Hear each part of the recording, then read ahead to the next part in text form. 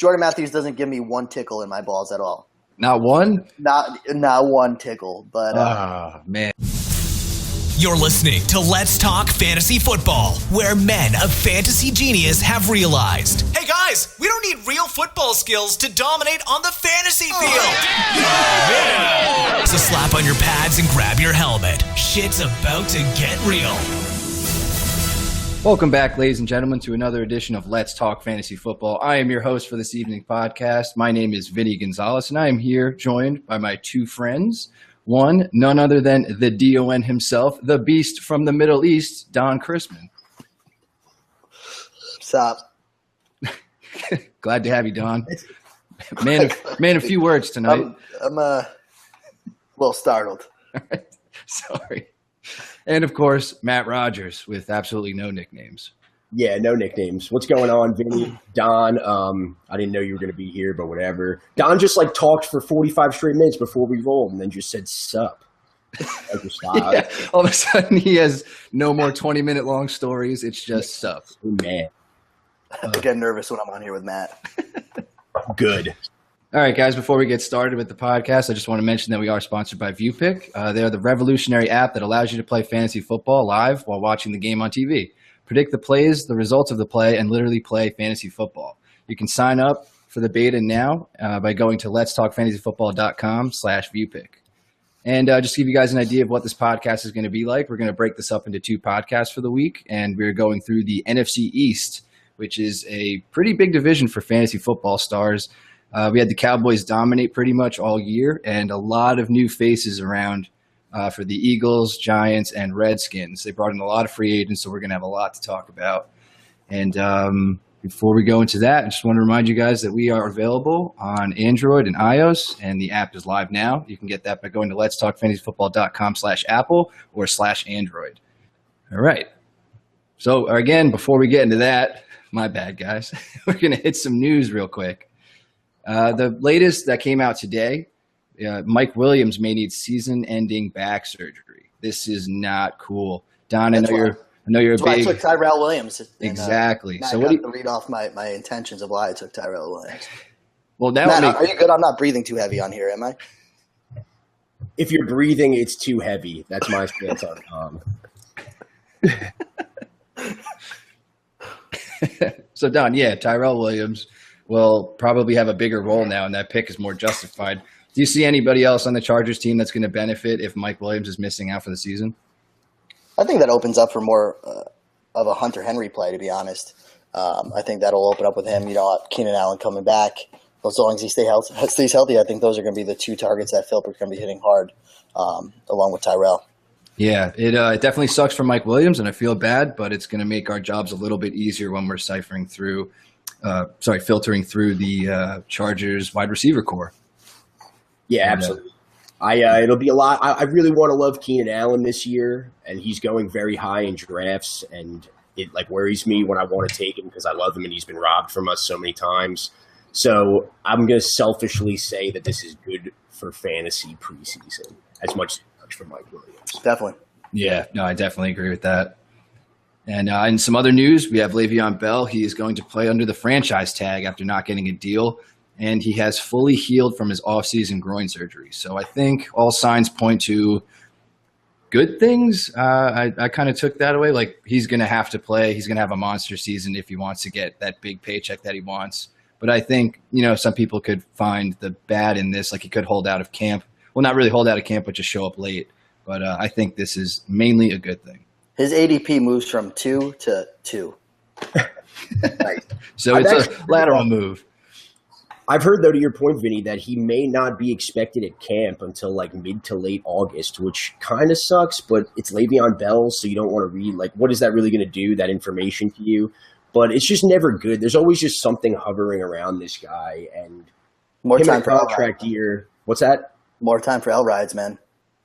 Yes, that too, I guess. But what I was going to say was, him in a contract year could be very scary, so it shouldn't really affect you too much. But he's going to be away from the team for a lot of the training camp preseason part of it, I think. Yeah, hopefully the off-the-field stuff can cool down, and he'll just go out there and play football, and we'll all love him. Yeah, absolutely. And in other running back bad news, Deonta, we couldn't figure out how to say it. Deonta Foreman was arrested for marijuana possession of 2 ounces or less, which I find to be very, very vague, and unlawfully carrying a weapon. So those of us who are looking to handcuff him with Lamar Miller or expecting him to get a bigger role behind Lamar Miller, we're going to have to see what's going on in that backfield after his arrest, see if he gets disciplined by the team or the league. It's not a huge storyline, but if you're in a deeper league or anything like that, it's definitely cause to know. Yeah, this is so typical fantasy preseason where, like, you don't really know much about this guy, and then something like this happens, and you're like, okay, I'm just going to completely steer clear of him now because I don't know what the hell's going on with this. He's going to miss no time and be like a top 20 running back or some shit. He might be someone that...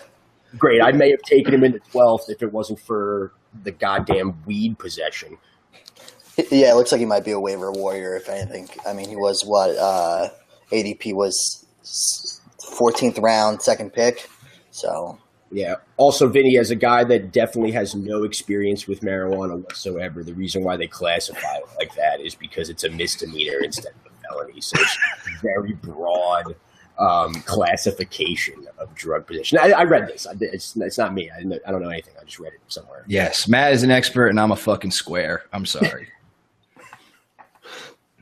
With that, we will move on to the actual podcast, and we're doing the Giants and Eagles. I saved it so no one would turn it off if they would have known, like we did the last podcast, like the Jets and Patriots. So we are hitting the Giants first and moving on to the Eagles, and then next podcast we're going to hit the Cowboys and Redskins. So I think we could start pretty much with the biggest star in the offense for the Giants with Odell Beckham Jr., and he is going right now with the 6th pick in the first round, which I think is pretty low for Odell Beckham, who could easily wind up as the number 1 wide receiver in fantasy football. I don't think it would shock anybody. But again, we've talked about how those top guys can go in any certain order. So be ready in your drafts to kind of play off the first round and see what's going on there. Yeah, you know what? I don't know if Odell's going to be he obviously is talented enough to be that number 1 guy, and I think his ADP is where it should be. But you know, there's been a lot of chatter, especially because, you know, we're homers over here where we listen to it on ESPN radio. That's what we hear is Giants, Jets talk all the time. There's a lot of outside chatter of Odell doesn't show up for the camp and he's not around. He's got a lot of distractions. Last year, it was kind of disappointing. I don't think anyone saw the fantasy value where they won out of Odell last year. He really wasn't linking with Eli as we wanted to. Brandon Marshall's coming in.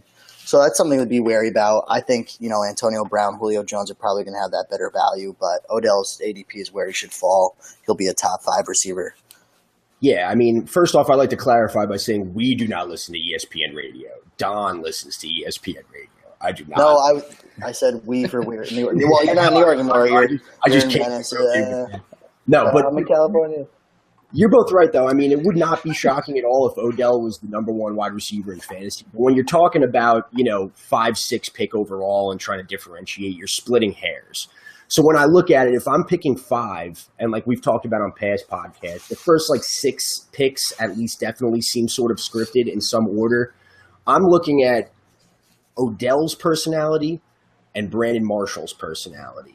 And then what happened last year, Odell claimed or was complaining about not getting the ball enough, and then Brandon Marshall many times has complained. I'm not sure in the twilight of his career if that'll be a thing, but for me, if you really want to like value any of this, I would probably take Julio Jones just based on that.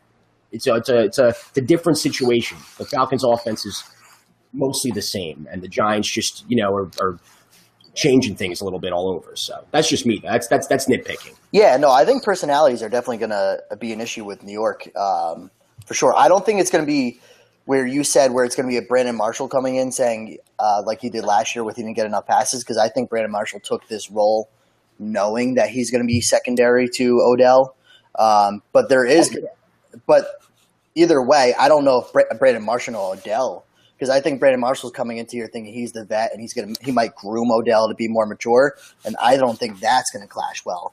Right. I mean, there's a 75% chance they actually help each other personality-wise, but there's just that possibility that, if the Giants are 2-4 come week 6 or 7, it's just, I mean, who knows, and that just bothers me, Yeah, well, the one thing we know about both of those dudes is they are very cool when they're winning, and if they can keep a cool head and the Giants are putting up wins, I think this could be a very dangerous offense with both of those two functioning in harmony. But like you guys were pointing out, like it might be pretty rare that they do that because you have both their personalities are not. We don't know how that's going to mesh, and they don't even know, I'm sure. So things to look out for, but we touched on Brandon Marshall there, personality-wise. But Don, I know you've always been a fan of Brandon Marshall, especially when he was on the Jets 2 years ago when he gave you that monster season. Last year, he did not give you a monster season. What do you think he's bringing to the Giants' offense, fantasy-wise, this year? Again, you got to remember he's going to get that secondary role, but I think that opens up for a lot for Odell, but in the same sense, opens up for himself too. I think it's a nice play. I think with his ADP drop, he's like literally the very end of the 5th round, the beginning of the 6th. I like exactly where his value is. I would take him over Stephon Diggs, Kelvin Benjamin, Dante Moncrief. I think it's going to be really nice. I think it's going to help Eli out. Obviously, Eli with McAdoo has had way better numbers. So once he has another solid 2 and being able to move Shepard as that definite slot, it's really going to open up all their numbers. So I like Brandon Marshall. Don't expect a Brandon Marshall productivity of what he did 2 years ago in the Jets because he's still not that main guy. But if he can be like when I drafted him, I had him as my number 3 receiver. I feel good walking away with a draft with Brandon Marshall being my 3rd receiver. See, first you said you did not give a monster. You gave Don a monster season, and then who drafted him in the 1st round last year? I did for a shit season. But in the 1st round? Yeah, well, I had 10. Matt was at the turn, so it's a technicality, but yes. Yeah, whatever. But I actually feel completely opposite about Brandon Marshall in every capacity. I'm staying away from him if at all possible because when I think about Brandon Marshall this year, it's a very good offense. They love to pass the ball. I think Brandon Marshall will get 800 yards and 6 touchdowns this year, and I think about 80% of that is going to come in 4 weeks. Or, something to that effect, I mean, that's way too much. That's 200 yards a game. Never mind. I'm saying the bulk of it is he's going to have huge weeks, and good luck predicting that is my point, is what I'm saying. That there's going to be Brandon Marshall breakout games, and you're going to play him the game after, he's going to put up a 2 spot, and Sterling Shepard will catch 2 touchdowns. You know what I mean? So I personally want to completely stay away from it. He started to show his age last year, and there's just so many mouths to feed here that I don't think a veteran receiver that actually has the least tenure with Eli Manning, a veteran quarterback, is anything that you can count on week to week. I don't think it'll be any consistency, and Don loves consistency. Matt, you've never been burned by Brandon Marshall more than one season, right? I don't know what the fuck you're talking about. Are you talking about when he was questionable on the Bears and I sat him in a must-win game on Monday Night Football and then tried to learn from my mistake and draft him in the 1st round of our draft last year and he sucked? Yeah, that happened. No, but thanks for giving me the breather in between years. I hate you. I think you guys are 3,000 miles away is not far enough. Vinny, you got to leave, and me and Don are just going to fucking brawl right now. It's kind of like what's happening right now. It's like Odell versus Marshall. Yeah, I'm Odell, please. Yeah, I'm definitely Brandon Marshall, the seasoned vet, knows what's going down. Matt, just young and naive. You got nothing, Don. Let's move on. Speaking of young, I guess not naive, though, we'll shift over to Sterling Shepard. Sweet segue, Vinny. We are going there now, and he is going, with the 10th pick in the 13th round.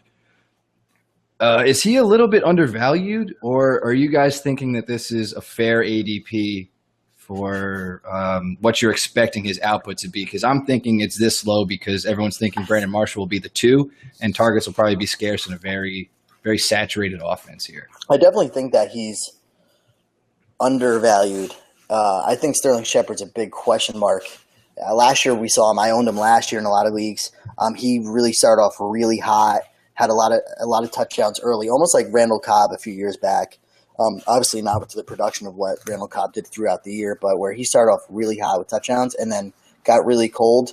Now you're throwing Brandon Marshall in there. We've already debated on Matt is totally against it. I'm about it. So you don't really know. And then you got Sterling Shepard over there. The 10th pick in the 13th round, I like a lot. I'll take him all day.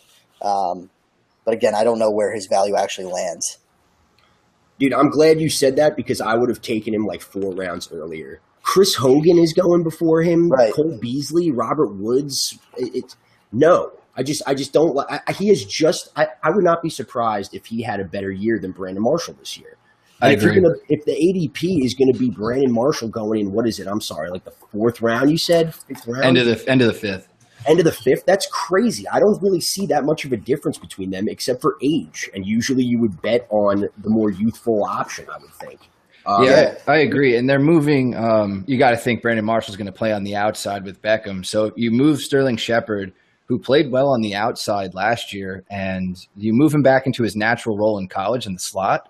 And I think that opens up stuff for him for his natural ability. So when you have all those dudes and maybe Marshall is, like you said, showing his age and stuff like that, if you have a young Sterling Shepard running out there free with two big superstar wide receivers, he could be open a shit ton.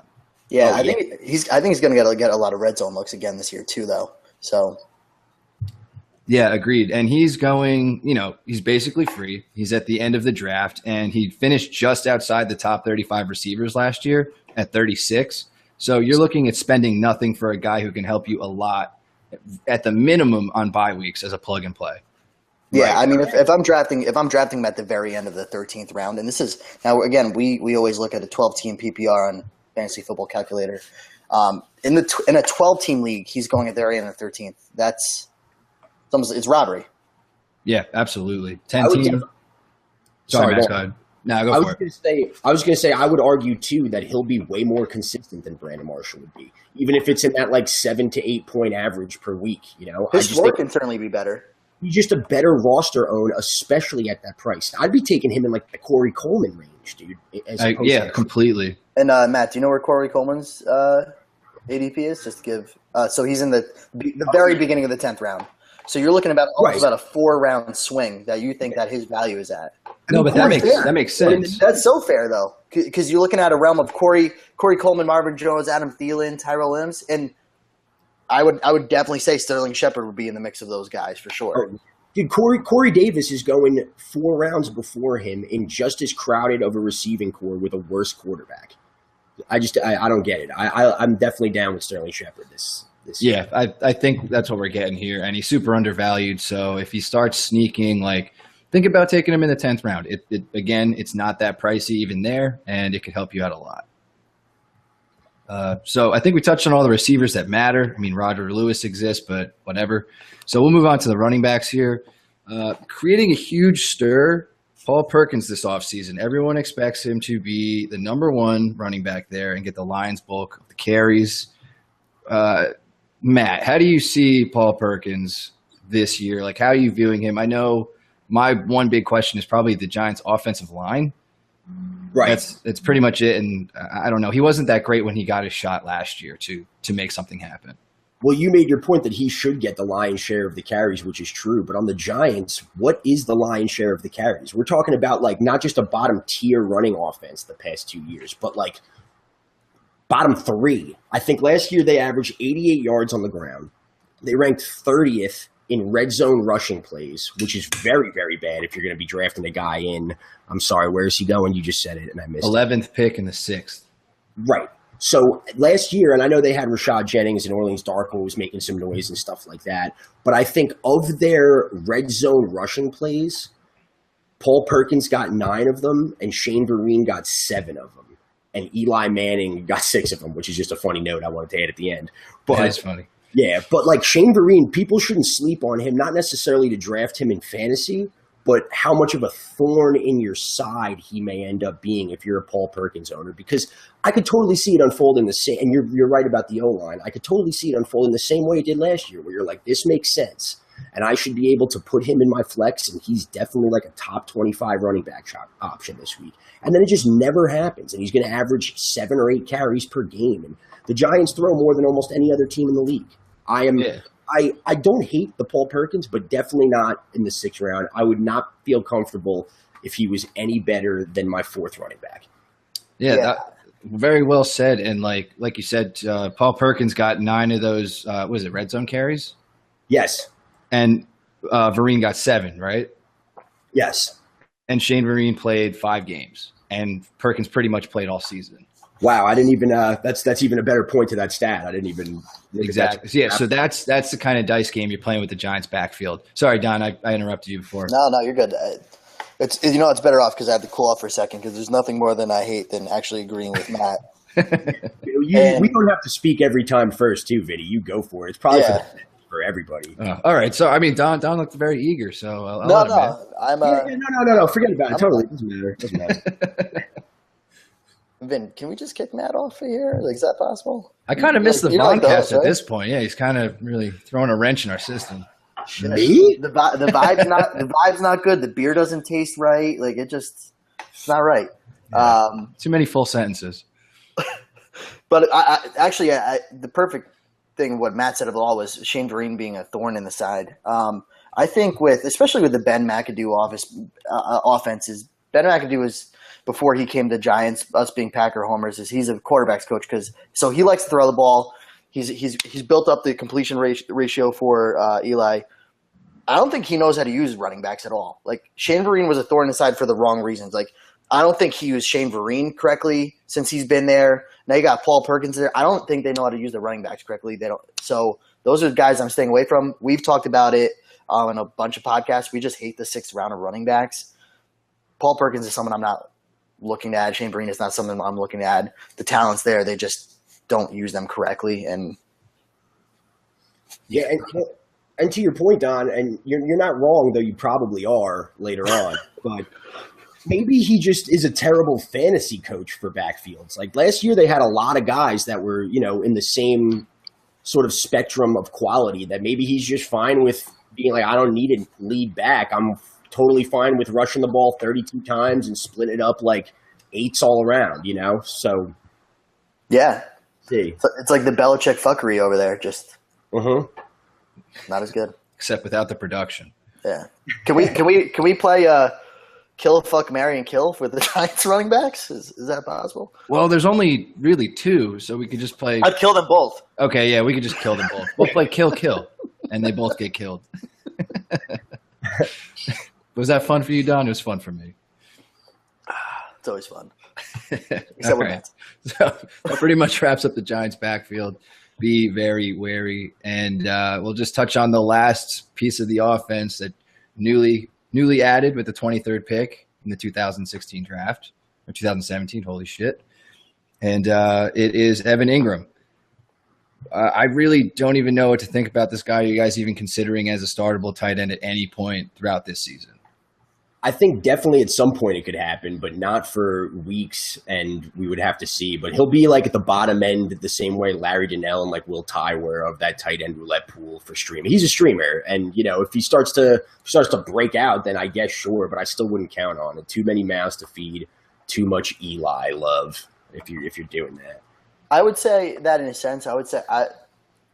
I think they really like Ingram. I think something that the Giants have missed for a long time is a solid tight end. I think the last person they actually had that was more than decent was Martellus Bennett, and they got rid of him before I think he hit his peak. So with Evan Ingram, I think the second half of the season he's going to be a nice tight end roulette play. I don't think he's going to be owned fully by anyone, but I think you're going to see a lot of production or not a lot, but a good amount of production by the second half of the season. And he's someone you're going to see that could be in the bottom of the 10 by next year going into that year. Streamer. Right, yeah. Streamer. Yeah. Summarize it for me, Matt. Thought that was a good summary. Streamer. And lastly, we will touch on the guy who looks like an idiot all the time and will be throwing these guys the ball, Eli Manning. Eli, to me, is that guy when I wait on quarterback. If I get Eli, I'm like, I really fucked up. I waited too long. And that's kind of how I'm viewing him. He's like the bottom tier of like I'll wait for Eli. Because he reminds me of Roethlisberger in the fantasy perspective, as they have so many weapons, but they just can't put together consistent good games. Like they'll have their monster games, but you don't know. And then there are just so many other guys. Like Eli finished again outside of the top 20 quarterbacks. So yeah. I don't really see the upside in taking him at all. quarterbacks going behind him are Andy Dalton, Tyrod Taylor, Carson Wentz, Carson Palmer, Blake Bortles. I'd probably take all those guys before Eli Manning because I don't think Eli Manning has. Take out Bortles and Wentz, and I'm with you, Don. No, Dalton. Dalton? No, dude, Dalton. Are you kidding me? I could argue. All right, Matt. What's Eli Manning better year than Andy Dalton for sure. I'll take that. All right, let's shake on it. I get to kill Don if I'm right and we win, and if you're right, you get to kill Don. All right, that sounds fair to me. I'm not cool with this, man. I'm here. Well, Don, are you in on the bet or what? No. It's fine. It's a bet. If you want a second opinion on the bet, I would put a better fantasy team as Andy Dalton. Thank you. I agree. Yeah, I'll take Bortles on the upside on that. I've never had more confidence in a bet than Don betting against me ever. But the last thing I will say about Eli, just to jump back to seriousness for a second, is that to our point, I think that he will be a top 17 or 16, maybe even 15 quarterback at the end of the year. But he's going to have about 6 bottom 10 weeks. Yeah, Eli. Eli will bail on you when you need him most. I remember Walsh needed, I think, 10 points going into a Monday night game, and Eli gave him a fat 6 and just lost his week. So that'll just happen sometimes. He throws a lot of picks, he makes bad decisions, and he has been getting worse as the years have been going on. They added new parts, but we have yet to see if that's going to work out for him. Yep. And I think that wraps up the Giants. Is there anything we missed for the Giants, guys? I think that's it. I don't think so. Their defense is going to be better this year. They should be drafted probably, but screw that. Agreed. Worth to mention. Their defense is going to be good, but obviously a lot of teams are going to be scheming against them because they now know what Giants' defense is bringing. So, also a very good point, Don. And with that, we are going to take a break from a word from our sponsor. This year, dominate your friends with free play-by-play fantasy football from ViewPick. ViewPick is the first play-to-play fantasy football game where you crush your friends from the comfort of your own couch. For the first time in fantasy football, you must think like the players and coaches on the field as you predict the outcome of every play. Visit viewpick.com, VUPIQ.com, and sign up now for an invitation to beta test. And we are back with the Eagles. They also made a lot of moves, much like the Giants, and added a bunch of free agents. By that, I mean Garrett Blount and Alshon Jeffrey as a few big names to mention. So where do you guys want to start? Receivers, running backs? Zach Ertz. Let's go receivers. Don yelled Zach Ertz louder, so I'm going to go with Don. I was kind of kidding. The only thing I got on Zach Ertz is I read that in the body issue with him and his wife in the Sports Illustrated that he eats healthy. That's all I know.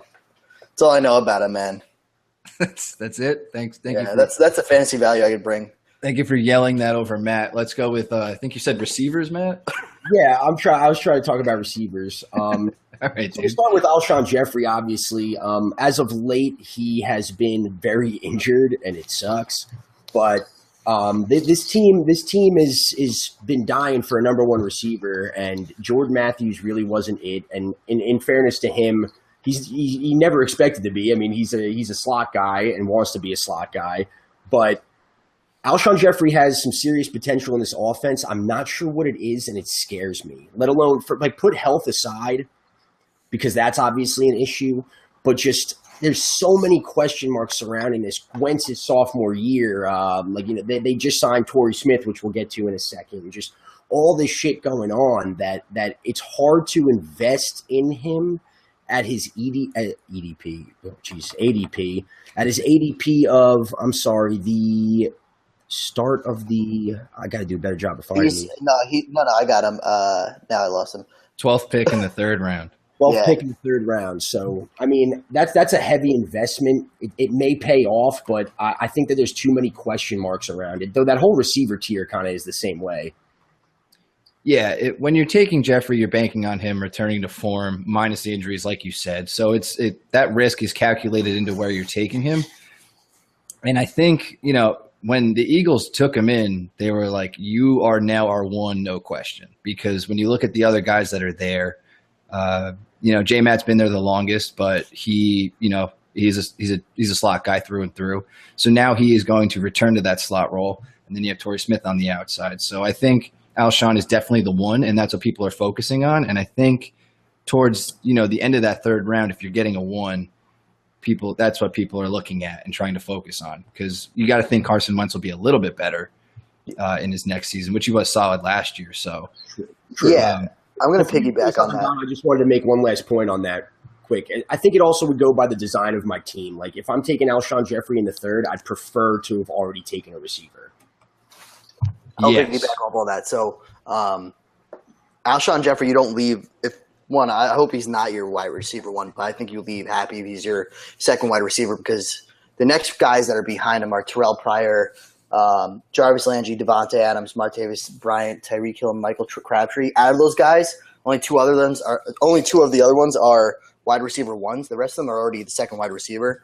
Alshon Jeffrey is the number 1 receiver in Philly, and you got to remember when he was in Chicago for like 2 seasons for fantasy wise, they were saying that he could be in the top 10 overall wide receivers. So he's got top 10 wide receiver fantasy up value in Philadelphia with a second-year Carson Wentz, who is a smart QB. He's a poised guy, and I think he'll do better this year. I think Alshon Jeffrey as a number 2 would be very good on your roster, and I like him landing at the very end of the third or beginning of the fourth. Yeah, his upside as your number 2 on your team is fantastic. It's just that same thing that it's been for the last couple of years. Will he stay healthy? I agree. We touched on him briefly. Sorry, last point on Jeffrey. Yep. I know he had one good year as the one with the Bears, but I wonder if this will be a year that tells you if he's more of a 2 in an offense, because his great breakout years with Brandon Marshall in Chicago. And while I do solidify it that he does have that number 1 receiver talent, but I think this year you'll know early, which is good about him. Yeah, that's actually a good point. But I really don't know who would outshine him as the 1 on the team, though. Do you have? No, I know, but I'm saying if just like a guy that can't get it done as a 1 and he's a 2. Right, like if he does not have a stellar year and only catches like 80 balls and on a good offense and 7 touchdowns, that's not a bad year. But it's just, are you really like an Odell or a Julio, or do you need some sort of stud complementary piece? Because I actually think the fact that no one would overtake him would make it more glaring if that was the case. You know what I mean? Well, if he doesn't have a good year, not only is Philly fucked because Jordan Matthews isn't going to do it for them, but yes, that would solidify that Alshon Jeffrey, someone that will definitely even fall much more next year going into fantasy football. He's not going anywhere before probably the 6th round. Right. That is a good point. And Don, you just mentioned the guy that I'm going to move on to next, Jordan Matthews, who has been getting it done in Philly, but last year saw a huge dip in touchdowns, and that's why he had a shitty fantasy year. Every other year he's had 8. Last year he had 3. So I think that's a huge glaring problem that as to why his ADP is so fucking low. He's sitting at the first pick in the 11th round. That's a huge gap between him and Jeffrey, which I find ridiculous, because if J-Matt's touchdowns were to hit, I don't think he would be going anywhere near here. I don't know. I mean, I'll take it and say I kind of agree. You're saying that he's falling because of his touchdown rate? Because I think is that correct? Yeah. I think just like he kind of had a bum year fantasy wise, because he only got he's a dude that averages 75 catches, around almost 900 yards when he had his 2 good years. So when you hit that with the touchdowns that he had his first 2 years, you're like, this is fantastic. But now, this year, I think he's moving back to the slot, and people are kind of forgetting that, and he's dropping off. Like the difference between him and Jeffrey is what's really getting me. It's kind of like the Shepherd to Brandon Marshall. Like, it's just that huge gap of rounds. Like, I still see the upside with this guy that's going super late. Oh, yeah. Well, to your point, too, is that last year, though, he had the receptions, if I'm not mistaken. So he does need more touchdowns. But, I mean, he's literally playing in his natural position. And when he has in the NFL, it's been even to the eye test when he's his best. So I agree that I'm not fully down. But to your point, Vinny, I think that he definitely has some upside, especially based on his ADP. Yes. It's pretty much all centered around that, because when you look at what he's been able to do in the past, and moving back to the slot is huge for me. Oh, yeah. So. And you also got to understand that it really was Wentz's rookie year, and the offense is so different now. Right, exactly. is. And like the coach settled in, Wentz is settling in, getting some new pieces. A lot remains to be seen, but I do think with the Philly offense, you'll know early. I do, which is good. I agree. New ringtone. No, but it's true. I think that I'm not a Jordan. Like Jordan Matthews doesn't give me one tickle in my balls at all. Not one. Not one tickle. But man. But the 11th round, man. I mean, that's a tickle, Dom. That's a tickle. It's not even a tickle. It's just like 11th round. Jordan Matthews is still there. He was the number one wide receiver. He was their primary wide receiver last year. You can't say no to that. It's just. But there's not a tickle. It's just like, yeah. That's You vocally got a ball tickle when you said no. 11th I didn't round. have one, dude. My one nipple got hard, but that's about it. When you listen tomorrow, you'll hear the replay and you'll know you had a tickle. Oh, I am not addressing that shit. Don got a ball tickle, and we're going to keep going to Don with one of his favorite receivers of all time, Torrey Smith. Also added in the offseason, will be opposite. You shouldn't even be on this fucking. Will be opposite Alshon Jeffrey. Don, tell me all about your favorite wide receiver. Oh my God, he's gonna open up the field for everyone else. That's all I was going to say about him too. He just makes everybody else better just by. No, dude, fuck that. I'm going to say draft Torrey Smith in the 14th round.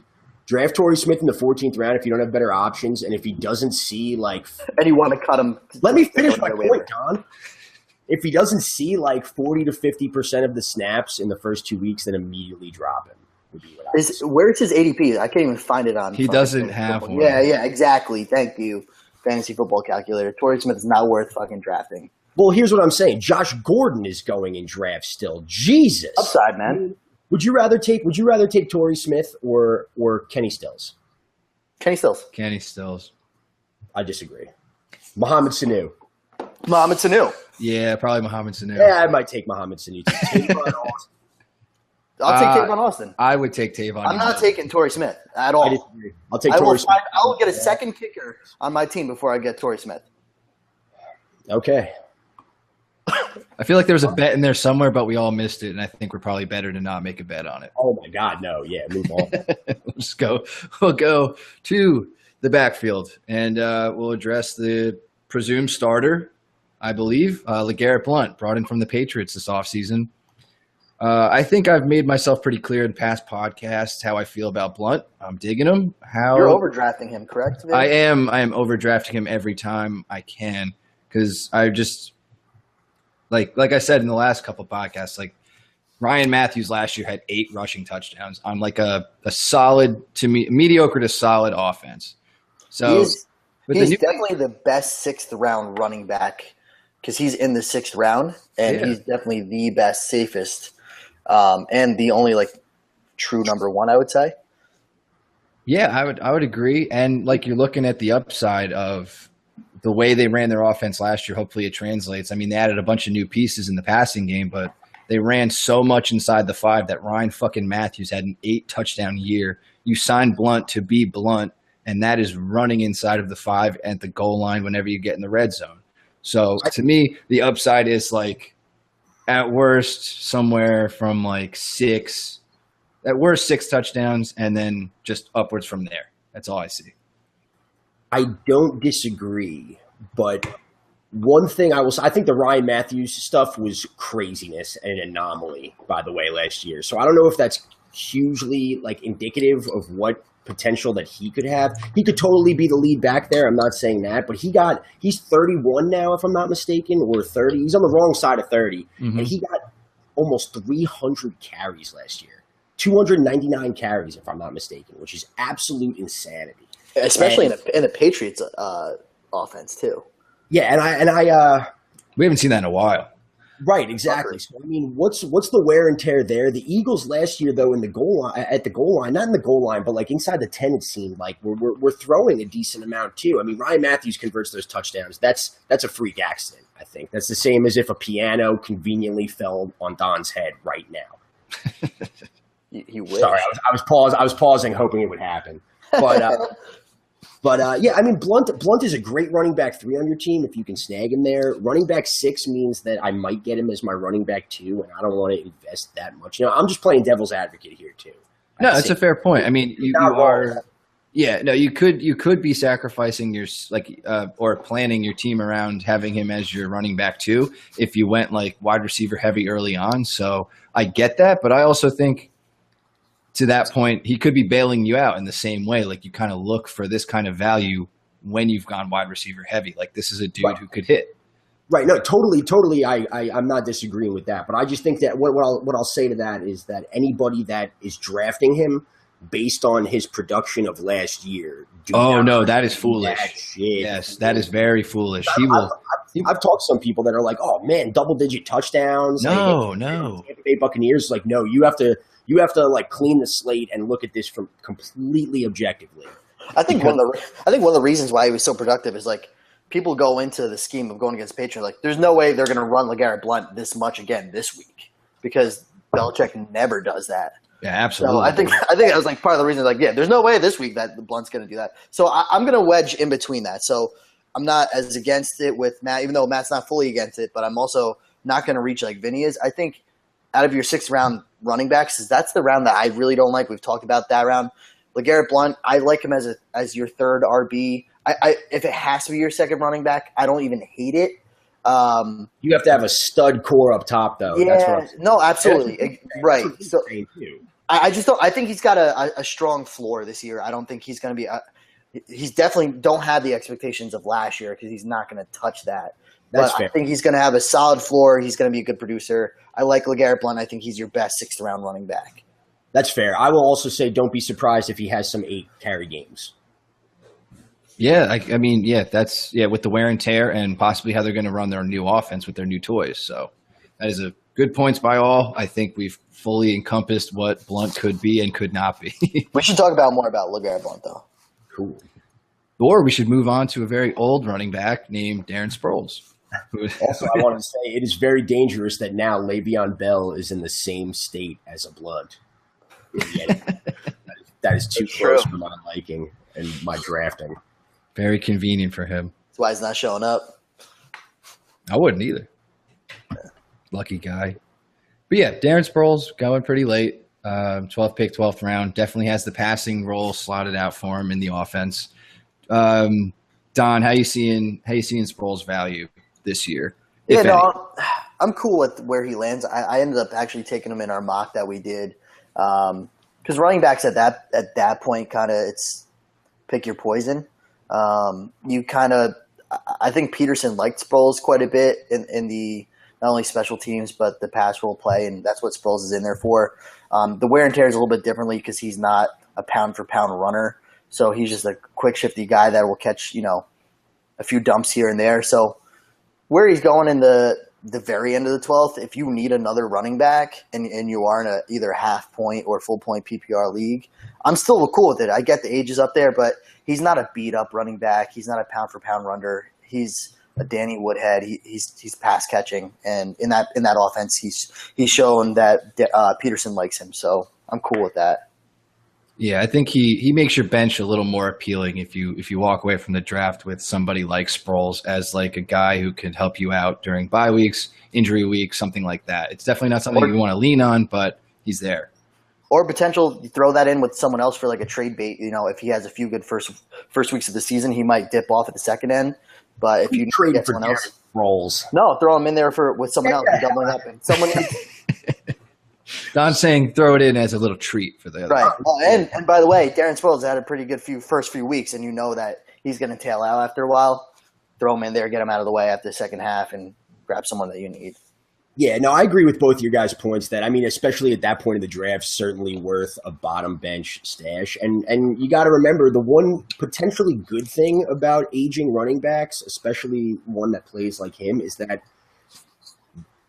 he's one injury away from potentially getting run into the ground where they're just like, dude, we're fine with giving you 18 touches a game now. You know what I mean? Like, if, for instance, hypothetically, I would never want this to happen, but go out with the bang. If Blount – well, no, it's not so much that, but like if Blount were to go down, right, who do you think gets more touches per game, Smallwood or Sproles? Sproles. Absolutely. So he's the right handcuff. Well, Smallwood could still have some value, but he's a potential handcuff sort of feel, especially in PPR formats, going way, way late. It's just as much of a flyer as Dion Lewis, you know? I mean, Chris Thompson, what's the difference? You know, people are buying Rex Burkhead in that range a little later, but, you know. Well, Sproles did that last year, though.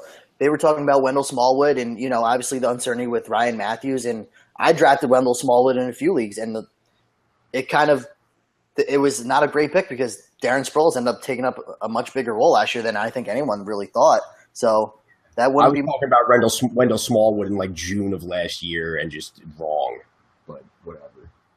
Yeah, if I remember correctly, you were all about him. Oh yeah. Dude, they were talking a lot about him. God, I'm getting all up on this. Just bad moves all around by us. We mentioned a few names in there, like Wendell Smallwood. I mean, just keep them on your radar, guys, during your year. If anything happens to this backfield health-wise, really not much else to say. Ryan Matthews still on the team. We didn't really mention him. He has no ADP. Really not worth owning at this point. We expect him to get cut. Keep an eye on that, because if he is still on the team, we're going to have to reconvene and talk about this entire backfield all over again, because we're pretty much implying that he won't be on the team. He won't be on the team because I actually just read up on this today, and the stance with him is that he was very injured and just had like surgery on something. I forget what it was. I just read it today and I forget. Yeah, he's been like that all. Their stance on him is they're waiting for him to pass a physical and then release him, because they'll have to give him like a huge injury insurance settlement if he's not able to pass a physical. So they're kind of just waiting on that. And if he does pass a physical and goes somewhere else, I mean, keep an eye on that, but whatever. Yeah, exactly. So that's pretty much that for the Eagles backfield there. And the last couple guys we got to touch on, Zach Ertz. Anybody feeling the late flyer on him? We've seen him perform constantly at the end of the season. He kills the back nine of the season. But other than that, he's been pretty much a lame duck and has not had like that full year we want. Talented as all hell. What do you think, Don? He's I think he's the 11th tight end off the board. There's a few guys that go behind him that, again, we pushed the tight end roulette at that point. But if you're in a 12-team league, there's a few guys that I like a little bit better. Actually, probably a bunch of the guys that go right behind him: Jack Doyle, Eric Ebron, O.J. Howard, Julius Thomas. I think those four guys I kind of like better for the upside wise, because again, you said there's a bunch of duds with Ertz. He does get hurt every once in a while. I would definitely go Julius Thomas or Eric Ebron over him, or even O.J. Howard, to be honest. So I would kind of let him fall into the tight end roulette level of Zach Ertz. He's not someone I'm probably going to draft. Yeah, no, and if you remember, actually, last year, he had pretty good success against teams that were terrible against the tight end. So he should probably be, like, drafted in 12-team and plus leagues, but he's, like you said, Don, the top of that tight end roulette. But overall streamer, because he was kind of slightly, at the end, predictable last year, where it's like, you know, you don't want to play him every week and just be like, Zach Ertz is my dude, but he could definitely be someone, you know, so much crap happens with teams throughout the year. It's like, it's worth owning for sure. Yeah, I feel like he could be the new Kyle Rudolph in the fact that everybody's looking for him to have that one healthy season where he's going to go off, but it might just never happen, and you're just going to have to kind of stream and guess on those weeks. My money would be on the end of the season where he's always performed. And last time to wait. Yeah, man, it's definitely not worth it to own him season long. So I guess as your season progresses, I don't know if you want to stash him or something, but we're talking about crazy shit at this point. Yeah. And lastly, Carson Wentz, his ADP is like super late in the 13th. I don't think you should own this guy if you're in a standard redraft league at all. No. He's not a quarterback one preseason. Totally could be streamer low-end quarterback one by week 3, but everybody's got to see it first. This whole team is different. Just let it fall. Yeah, he'll be solid, possibly improve on his year, but no one's expecting anything crazy. No. And that wraps up the entire Eagles team. We are going to close out here with one reader question from Manny Scantos. I hope I'm saying that right. Scanzos. Ooh, lots of Z's and consonants in there. Anyway, there's one Z. All right, that S could be a Z too. Nah. All right. Anyway, Don, you can answer first now, jerk. Who would you draft in a 10-team PPR league? I'm at the position 10 and 11, and OBJ is my keeper for this year. His choices apparently are DeMarco, Jay Ajayi, Gurley, Michael Thomas, Dez, T.Y. Hilton, Amari Cooper, or Gronk. Who you going, Don? And wait, so is OBJ one of the keepers? Yes, I believe so. Okay, so He cleared that up when he said OBJ is the keeper. That was when that information was solidified. no, I meant like is he 10? Yeah, So we can only take one pick, correct? Correct. Choose. I gotta go J.J., man. If it's a keeper league, I would go Michael Thomas, just because stacked out wide receiver core, you can keep him forever if he blows up, and go for all those running backs second round. I guess that would be my advice. Yeah, I'm going to lean to Marco, just because if he already has OBJ, and I'm guessing you can only keep one guy, so I wouldn't want to choose between that every year. So I'm going to solidify my number one wide receiver and my number one running back early. I'll say that too. If it's a one keeper league, then that's probably a better strategy. Yeah, that was what I assumed. So if it's not, get back to us, Manny, and we'll reconvene for the question. 1,900 total yards, J.J. Don, your foolishness. Been reported. It has been reported, but it is so false it's not even funny. I believe we have a bet on it. J.J. doesn't have Derrick Henry breathing down his neck. Boo, J.J., boo. Anyway, I believe that's it to wrap this podcast out. In closing, guys, remember you can get our apps, review us on iTunes, and get mocking. We'll see you guys next time. We're going to go over the Cowboys and Redskins. See you dudes later. This has been Let's Talk Fantasy Football. Thanks for listening.